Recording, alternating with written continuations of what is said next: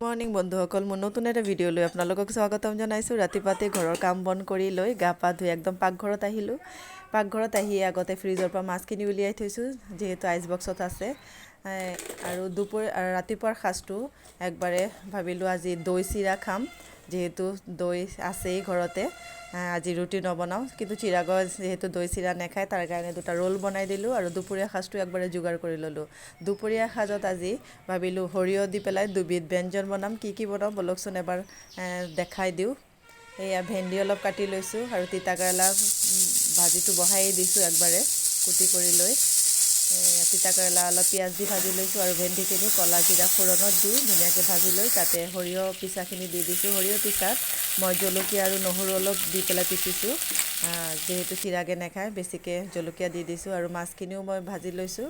চিৰাগৰ কাৰণে মই বেলেগকৈ বনাম, অমিতা আৰু আলু দি পেলাই। আৰু আমাৰ কাৰণে অলপ মাছৰ ডিম আছিলে, এইখিনিও অলপ ভাজি ল'লোঁ পিঁয়াজ দি। এয়া চিৰাগৰ তৰকাৰীখিনিও হৈ গ'ল। এয়া মোৰ গোটেই বনোৱাখিনি হৈ গ'ল। সৰিয়হ দি পেলাই মাছ বনালোঁ, বৰালি মাছ। আৰু ইয়াতে পেটুখিনি ভাজিছোঁ, ভাত অলপ দি পেলাই পেটু ভাজিছোঁ। আৰু এয়া ভেন্দি চৰচৰি বনাইছোঁ সৰিয়হ দি। আৰু এয়া আলু আৰু অমিতা দি চিৰাগৰ কাৰণে তৰকাৰী। বতৰটো গধূলা হৈ আহিছে, বতৰটো খুব বেয়া, বৰষুণ দি আছে। চিৰাগৰ পাপা কৈ আছে কেইটামান নিমকি বনাবলৈ। এইবাৰ যিহেতু বিহুত একোৱেই নবনালোঁ, তাৰ কাৰণে কেইটামান নিমকিও বনাই ল'লোঁ চাহৰ লগত খাবলৈ।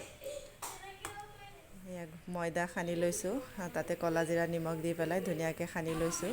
এয়া মোৰ নিমকিখিনি মোৰ ভজা হৈ গ'ল। আজি গোটেই দিনৰ ভিডিঅ'টো চাই কেনেকুৱা পালে প্লিজ এটা লাইক কৰি দিব। আজিলৈ ইমানখিনিয়ে, ধন্যবাদ।